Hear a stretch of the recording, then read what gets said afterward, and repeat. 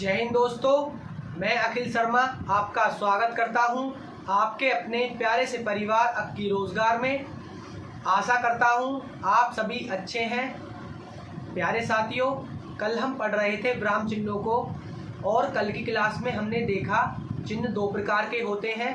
पहला ब्राह्म चिन्ह और दूसरा भाव चिन्ह। ब्राह्म चिन्ह में 4 ब्राह्म आते हैं और बाकी सभी ब्राह्म चिन्ह भाव चिन्ह में आते हैं, जिसमें से हमने कल पढ़े थे पूर्ण ब्राह्म, अपूर्ण ब्राह्म, अर्ध ब्राह्म और अल्प ब्राह्म। साथ ही हमने प्रश्नवाचक और विस्मय सूचक ब्राह्मों को पढ़ा था। आज हम स्टार्ट करने जा रहे हैं संबोधन ब्राह्म चिन्ह से। तो समझते हैं संबोधन चिन्ह। नंबर होगा 7, क्योंकि कल हम 6 ब्राह्मों को देख चुके थे। तो नंबर 7 है संबोधन चिन्ह। नंबर 7 संबोधन चिन्ह।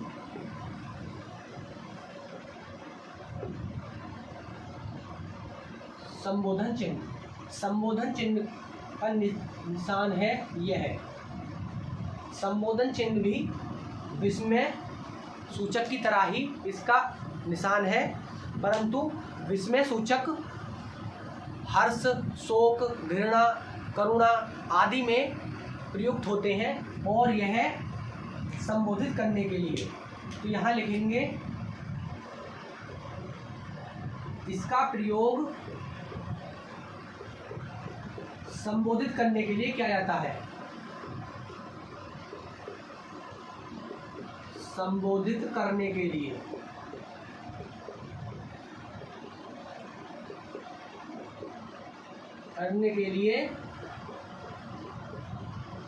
किया जाता है।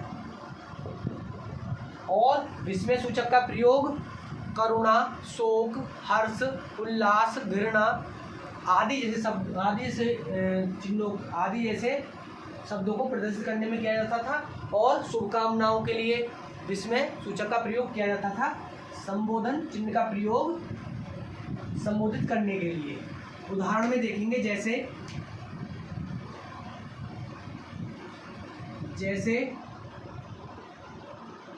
ए इधर आ, या ओ इधर आ, यानी कि संबोधित करने के लिए संबोधन चिन्ह का प्रयोग किया जाता है। और जैसे देखें महोदय फोन मत चलाइए, महोदय फोन इस्तेमाल मत कीजिए। जैसे देखें महोदय फोन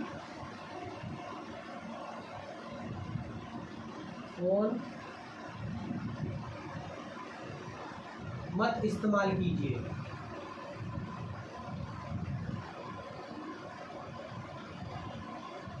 महोदय फोन मत इस्तेमाल कीजिए। तो यहाँ पर संबोधित करने के लिए संबोधन चिन्ह का प्रयोग किया जाता है। संबोधन चिन्ह और विस्मय सूचक चिन्ह एक जैसे होते हैं, परंतु इनका प्रयोग अलग अलग किया जाता है। अब देखते हैं लाघव चिन्ह को।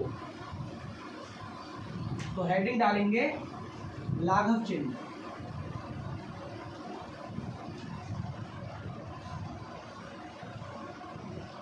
नंबर होगा 8वां, लाघव चिन्ह या संक्षेप चिन्ह। लाघव चिन्ह या नंबर है 8वां, लाघव चिन्ह या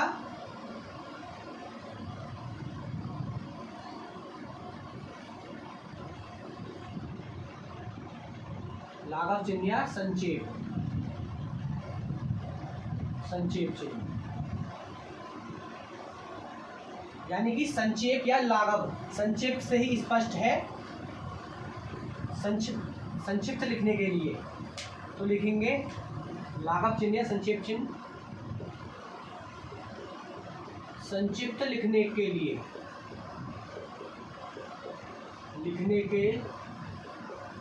लिए इसका प्रयोग किया जाता है। जैसे उदाहरण में देखें, और लाघव चिन्ह को किससे प्रदर्शित करते हैं? इससे, यानी कि छोटा सा ओ। जैसे हम लिखते हैं उत्तर प्रदेश पुलिस, तो हम लाघव में कैसे लाघव चिन्ह का प्रयोग करके कैसे लिख सकते हैं इसको? उत्तर प्रदेश पुलिस को हम लिख सकते हैं उत्तर प्रदेश और उत्तर प्रदेश पुलिस, ये लाघव का चिन्ह है, उत्तर प्रदेश पुलिस। और जैसे देखें हम डॉक्टर लिखते हैं, डॉक्टर या डॉक्टर को कैसे लिख देते हैं हम? लाघव चिन्ह का प्रयोग करके डॉक्टर, यानी कि लाघव चिन्ह से संक्षिप्त लिखने के लिए लाघव चिन्ह का प्रयोग होता है। और जैसे देखें बीए को ऐसे लिख देते हैं, और देखें एमबीबीएस या इंजीनियर में ऐसे लिख देते हैं हम इंजीनियर को। और जैसे कुम्हार को ऐसे लिख देते हैं आदि, कुम्हार को ऐसे, इंजीनियर को ऐसे। लाघव संक्षिप्त लिखने के लिए लाघव चिन्ह का प्रयोग किया जाता है, लाघव चिन्ह को ही संक्षिप्त चिन्ह कहते हैं, और इसे हम इससे प्रदर्शित करते हैं। नंबर 8 लाघव चिन्ह। अब नंबर 9 डालेंगे त्रुटि विराम, यानी कि त्रुटि चिन्ह। नंबर 9 पर है त्रुटि चिन्ह। त्रुटि चिन्ह जहां पर वाक्य में त्रुटि हो। तो नंबर 9 त्रुटि चिन्ह या हंसपद चिन्ह। नंबर 9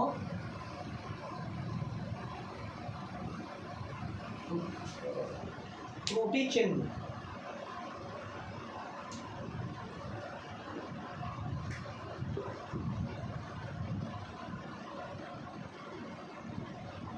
त्रुटि विराम या हंसपद चिन्ह, जहां वाक्य में त्रुटि होती है वहां पर, यानी कि वाक्य में त्रुटि को दर्शाता है। तो इसमें लिखेंगे वाक्य में त्रुटि को दर्शाता है, और इसे हम प्रदर्शित करते हैं इससे, यानी कि त्रुटि, वाक्य में जहां पर त्रुटि होती है वहां पर त्रुटि विराम का प्रयोग किया जाता है, जिसे हम हंसपद चिन्ह भी कहते हैं। उदाहरण में देखेंगे, जैसे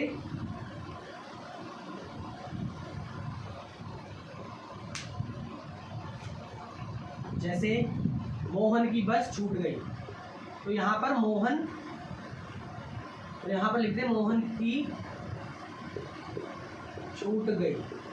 तो यहाँ पर जब बस आ जाएगा, जैसे बस, तो यहाँ पर मोहन की क्या छूट गई? बस।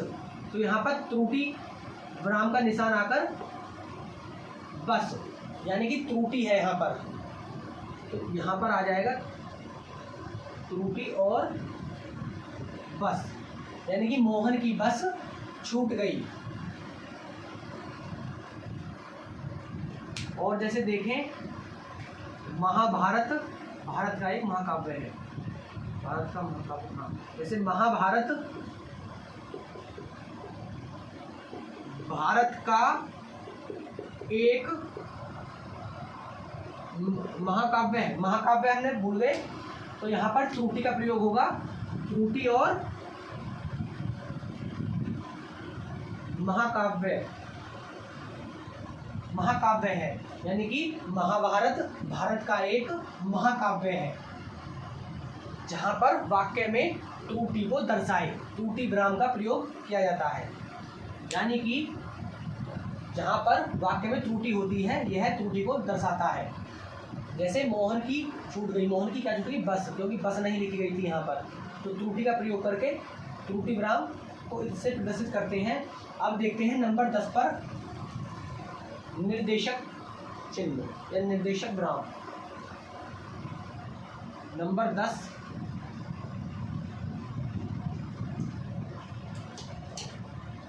निर्देशक या संयोजक चिन्ह।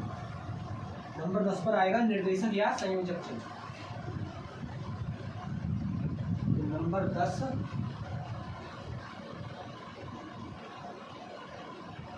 निर्देशक या संयोजक चिन्ह।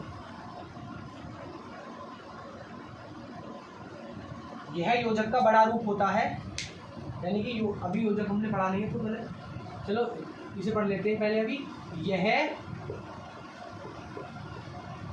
योजक का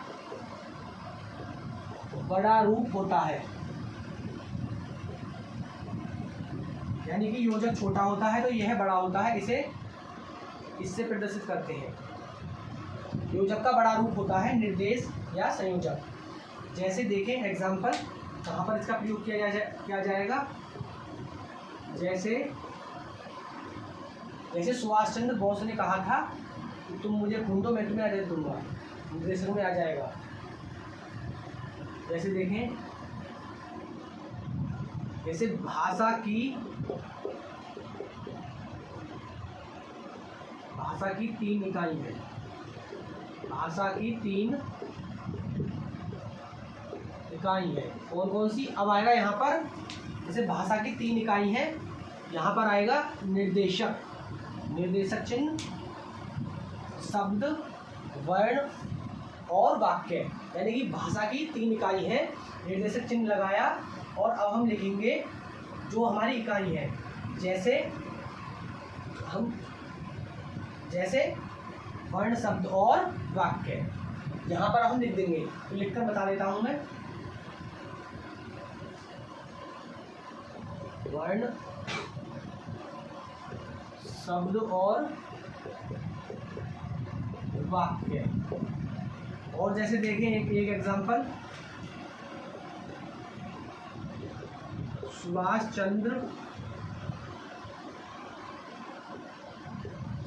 चंद्र बोस ने कहा था।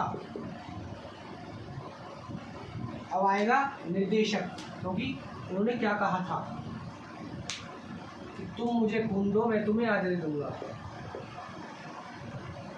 तुम मुझे खून दो मैं तुम्हें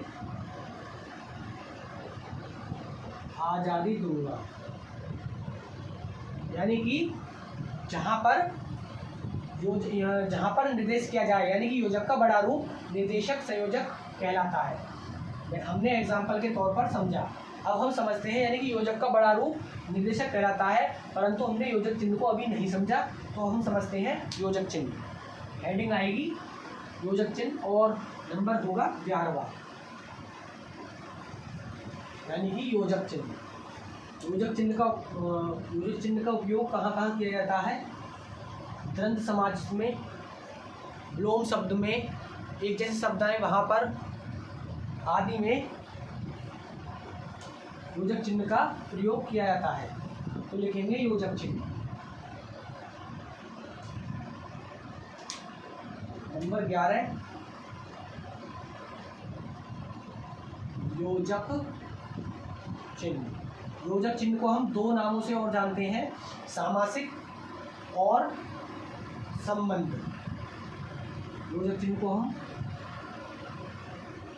संबंध चिन्ह या संबंध विराम और सामासिक चिन्ह, सामासिक चिन्ह के नाम से भी जानते हैं। और इसे किससे प्रदर्शित करते हैं? छोटे, यानी कि निर्देशक का छोटा रूप, या इसे हम इससे प्रदर्शित करते हैं। तो इसके बारे में लिखेंगे, यह द्वंद्व समास में प्रयोग होता है, यानी कि द्वंद्व समास के उदाहरणों में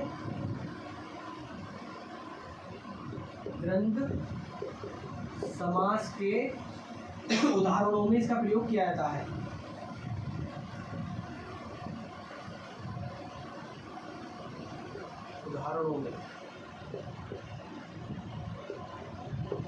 उदाहरण में प्रयोग किया जाता है। और यहाँ पर किया जाता है विलोम शब्द में, विलोम शब्द में। और कहाँ, एक जैसे शब्द जहाँ पर आ जाएं, एक जैसे शब्दों में और कहाँ पर, जहाँ पर मूल क्रिया और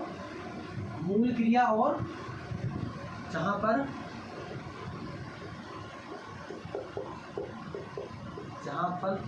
मूल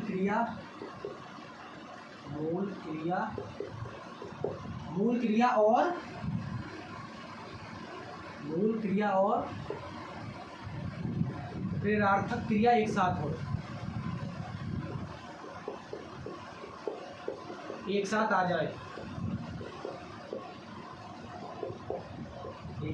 जाए, वहाँ योजक चिन्ह का प्रयोग किया जाता है। मूल क्रिया और प्रेरणार्थक क्रिया एक साथ हो। मूल क्रिया प्रेरणार्थक क्रिया जैसे खिलखिलाना, जैसे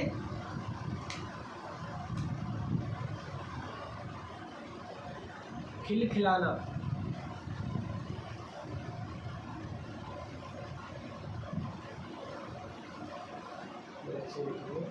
जैसे खिलखिलाना।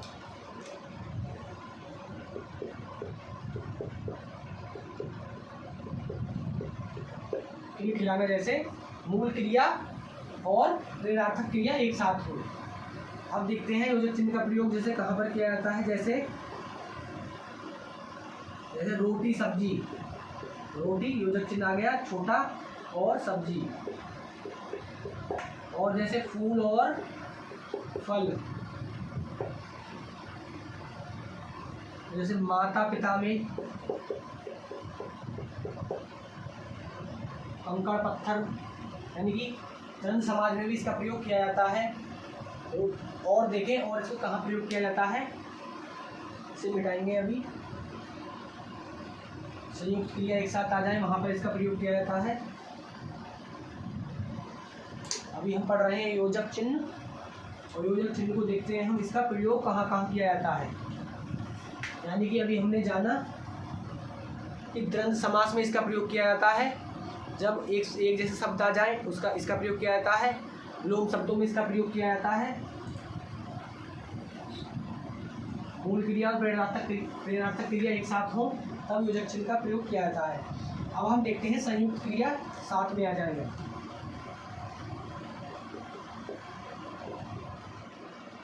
संयुक्त क्रिया साथ में आ जाए तब भी योजक चिन्ह,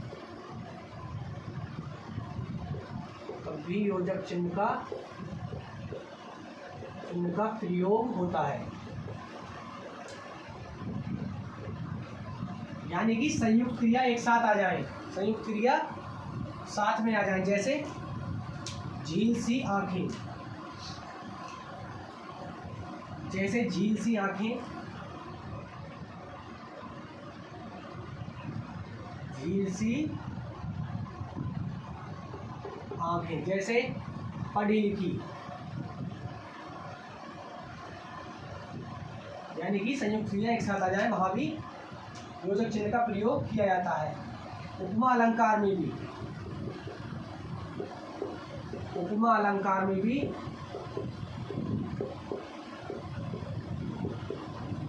योजक चिन्ह का प्रयोग किया जाता है।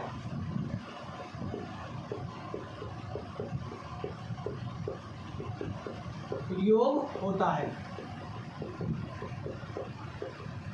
यानी कि संयुक्त क्रिया में भी और उपमा अलंकार में भी होता है।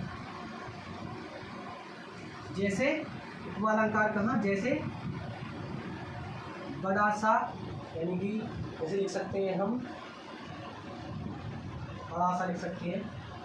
जैसे बड़ा सा, सागर सा घेरा, जैसे बड़ा सा यानी योजक चिन्ह आ गया। और देखें सागर सा गहरा,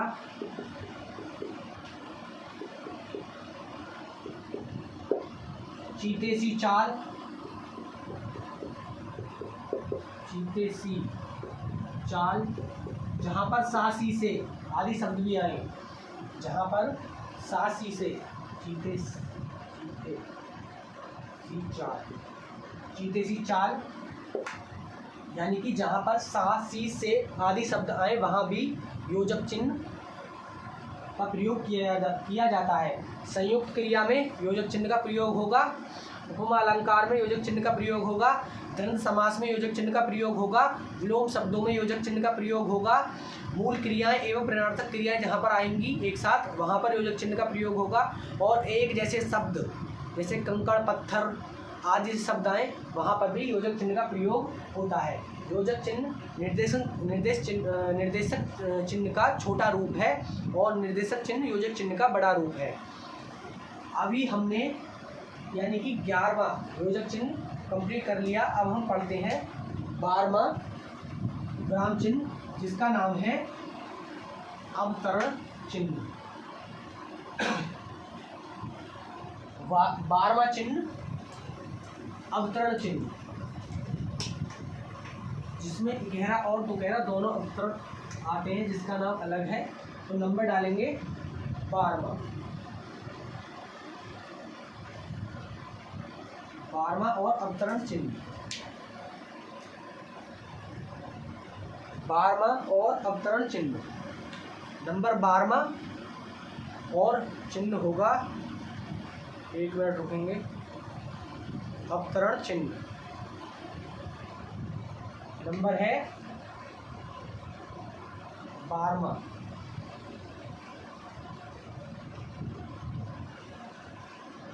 और अवतरण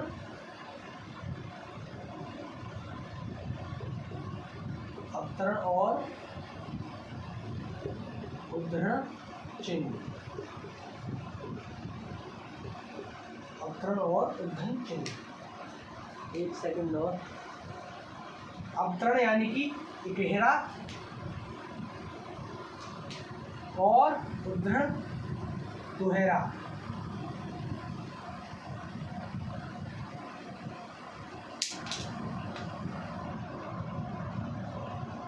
अवतरण गहरा यानी कि ये और उद्धरण दुहरा। अवतरण और उद्धरण चिन्ह ये गहरा और दुहरा, इसका प्रयोग कहाँ कहाँ होता है? जैसे उदाहरण देखें,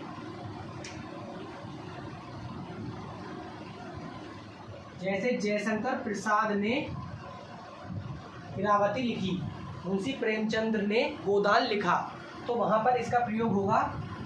तो उपयोग देखेंगे, जैसे जयशंकर प्रसाद ने इरावती लिखी, तो जयशंकर प्रसाद ने क्या लिखा? इरावती लिखा। गहरा का प्रयोग हुआ, जैसे मुंशी प्रेमचंद्र ने गोदान लिखा,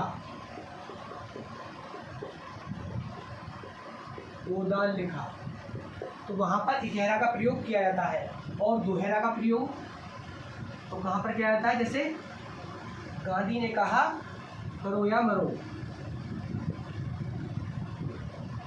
गांधी ने कहा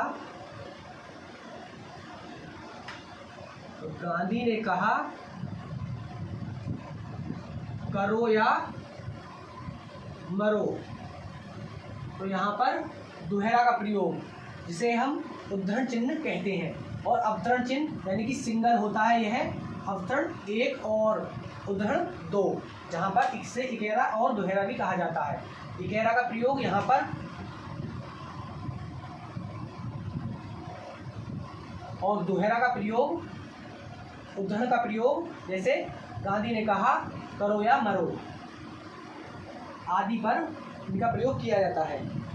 अब देखते हैं यानी कि अभी तक हम 12 योजक चिन्हों को पढ़ चुके हैं। अब 13वें नंबर पर आएगा अनुवर्ती या पुनरावर्ती चिन्ह या निशान। तो डालेंगे नंबर 13 अनुवर्ती या पुनरावर्ती। अनुवर्ती विराम या पुनरावर्ती चिन्ह। इसे किससे प्रदर्शित करते हैं? पुनरावर्ती यानी कि इनसे। एग्जाम्पल के तौर पर इसका प्रयोग देखें।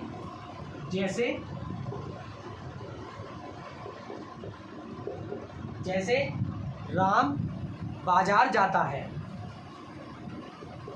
राम बाजार जाता है। तो अब हम कर रहे हैं पुनरावृत्ति का प्रयोग। तो यहाँ पर हो जाएगा मोहन बाजार जाता है। यानी कि पुनरावृत्ति को जो संज्ञा में, जो सर्वनाम में संज्ञा शब्दों को रोकता है, यानी संज्ञा शब्द को पुनरावृत्ति करता है। जैसे पुनरावृत्ति हो गई इसकी, तो यहाँ पर हमें शब्द नहीं लिखने पड़े। इसे पुनरावृत्ति शब्द, पुनरावृत्ति चिन्ह कहते हैं। अब समझते हैं 14वां नंबर दीर्घ चिन्ह, दीर्घ विराम यानी कि दीर्घ चिन्ह। इसे हम इससे प्रदर्शित करते हैं। जैसे इसका प्रयोग होता है, जैसे राम, हम राम लिखते हैं,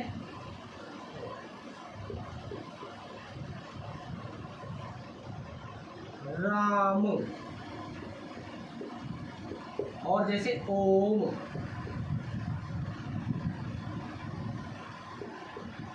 ओम यानी कि राम ओम। जब हम शब्दों का प्रयोग करते हैं तो दीर्घ वृहत ये होता है। और 15वां डालें, पहले इसे मिटाएं फिर 15वां डालेंगे।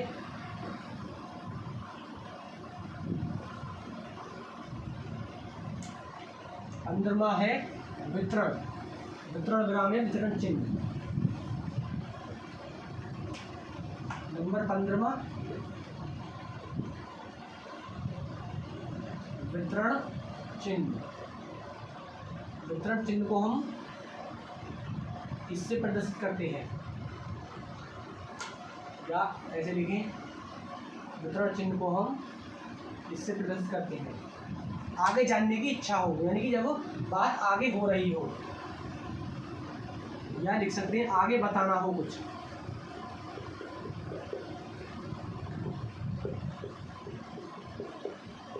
बताना हो तब वितरण चिन्ह का प्रयोग किया जाता है। वितरण चिन्ह का प्रयोग होता है, यानी कि किसी के बारे में जब कुछ आगे बताना होता है तब वितरण चिन्ह का प्रयोग होता है। जैसे एग्जांपल में देखें, जैसे रूस यूक्रेन युद्ध, रूस यूक्रेन युद्ध। अब इसके बारे में हमें कुछ आगे बताना है तो हम वितरण चिन्ह का प्रयोग करेंगे और इसके आगे इसके बारे में आगे कुछ बता देंगे। और जैसे देखें, जैसे रामायण, रामायण के बारे में हमें कुछ बताना है, बातें करनी है, तो हम वितरण चिन्ह का प्रयोग करके इसके बारे में कुछ बता सकते हैं। जैसे कोई भी शब्द है, जैसे कॉलेज, नॉलेज, जैसे आकाश, आकाश पाताल, और वितरण चिन्ह का प्रयोग करके इसके बारे में हम कुछ भी आगे बता सकते हैं जो हमें इसके बारे में जानकारी है। तो ठीक है, वितरण चिन्ह का प्रयोग कुछ आगे जानने के लिए किया जाता है और वितरण को हम इससे प्रदर्शित करते हैं। अब डालते हैं 16वां नंबर पाद बिंदु।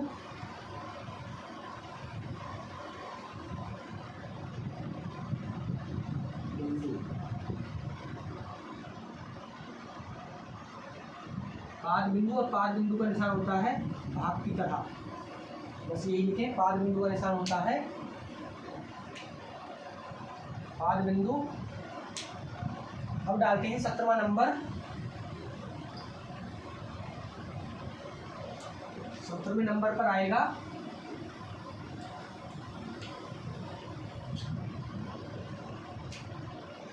नंबर 17वां, यानी कि लोप सूचक। लोप सूचक या, और इसे हम प्रदर्शित करते हैं इससे। जैसे इसका एग्जाम्पल, इसका प्रयोग कहाँ किया जाता है, जैसे हम लिखे 1 2 3 4 5 और डैश डैश डैश 1000, यानी कि आगे तक भी इसका, जैसे हम आगे गिनती ना लिखें और इसका डेट कर दें जहाँ तक हमें जाना है, लोप शब्द का प्रयोग किया जाता है। इनमें लोप शब्द का प्रयोग किया जाता है। 18वें नंबर पर देखें, कोष्टक, कोष्टक चिन्ह, यानी कि कठिन शब्दों को समझने के लिए कोष्टक चिन्ह का प्रयोग किया जाता है। इसमें लिखेंगे कठिन शब्दों को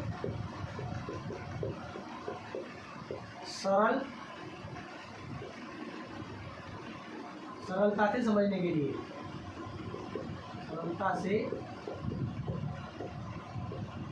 समझने के लिए,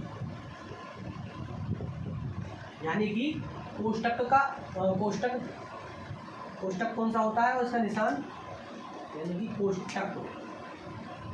कोष्टक यह होता है। कठिन शब्दों को सरलता से समझने के लिए इसका प्रयोग किया जाता है। जैसे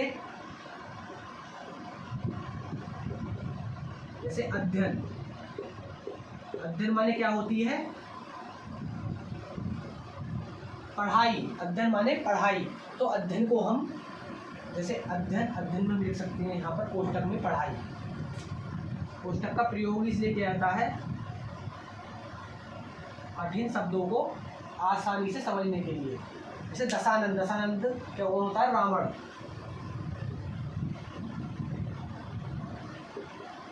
दशानंद माने रावण, तो रावण को सब जानते हैं हालांकि, तो इसको हम कोष्टक में लिख सकते हैं रावण। और ऐसे शब्द जो कठिन हो, जिन्हें हम नहीं जानते, जैसे खद्दरदारी लिख सकते हैं। खद्दरदारी कौन होता है, जैसे हम खद्दरदारी को बहुत से व्यक्ति नहीं जानते। खद्दरदारी होता है राजनेता, यानी कि राजनेता को हम सब समझते हैं, लेकिन खद्दरदारी को हम नहीं समझते। तो यानी कि कोष्टक का प्रयोग कठिन शब्दों को सरल करने के लिए किया जाता है। यानी कि 18 हम पढ़ चुके हैं, अब इन्हें बताएंगे और 19वां नंबर देखेंगे। 19वें नंबर पर कौन सा विराम चिन्ह आता है।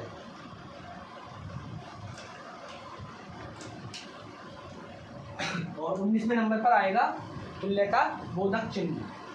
तो नंबर 19 पर आएगा तुल्यता बोधक। तुल्यता बोधक। या 1 मिनट रुकें, पढ़ेंगे हम। नंबर 19 तुल्यता बोधक।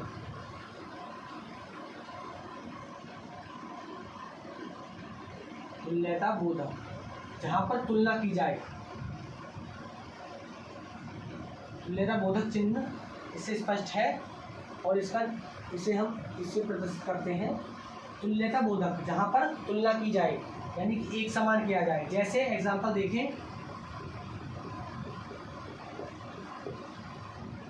जैसे हम देख सकते हैं इसकी 1 किलोग्राम में कितने ग्राम होते हैं, 1000 ग्राम। और 1 किलोमीटर में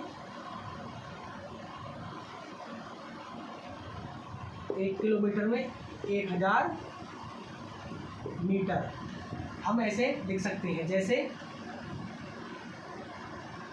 हम आँख को नैन लिख सकते हैं, पृथ्वी को हम अग्नि लिख सकते हैं। ऐसे लिख सकते हैं, जैसे पृथ्वी बराबर अग्नि, यानी कि समान करने के लिए। तुलना के लिए, यानी कि तुल्यता बोधक समान, यानी कि समान हो जो चीज़, तुलना यानी कि समान हो। जैसे जल को हम रीड कर सकते हैं, यानी कि तुल्यता के आधार पर। और 20वें नंबर पर देखें तारक चिन्ह। 20वें नंबर पर आएगा तारक चिन्ह।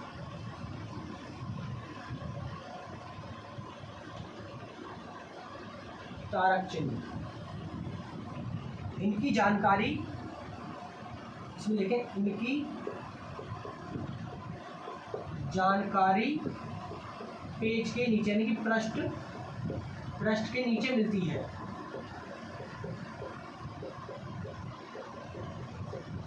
इनकी जानकारी पेज के नीचे मिलती है। तारक चिन्ह, और तारक चिन्ह होते कौन से हैं?